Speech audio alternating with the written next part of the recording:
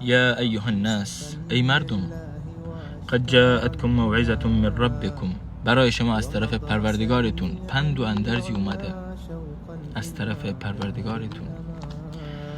و سارعوا الی مغفرة من ربکم، و بشتابید به سوی مغفرت پروردگارتون، به سوی بخشش او، به سوی آمرزش او.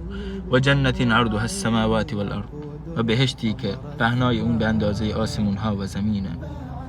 و عدت للمتقین، که برای پرهیزکاران آماده شده. پرهیزکاران کیا هستن؟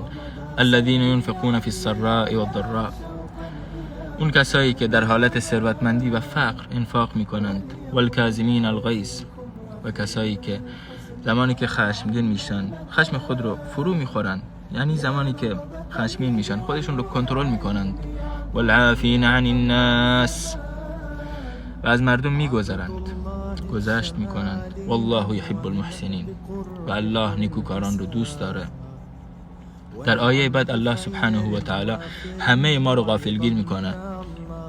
والذین اذا فعلوا فاحشة، و کسایی که دوچار گناه شوند، گناهی مرتکب بشن، فاحشة، گناه بزرگ، او ظلموا انفسهم، و به خودشون ظلم کنند، در اون لحظه چیکار میکنند؟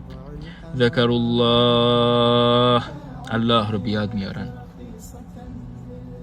فاستغفروا لذنوبهم، و به خاطر گناهی که انجام دادن، به خاطر گناهی که انجام دادن استغفار میکنند، از الله طلب بخشش میکنند.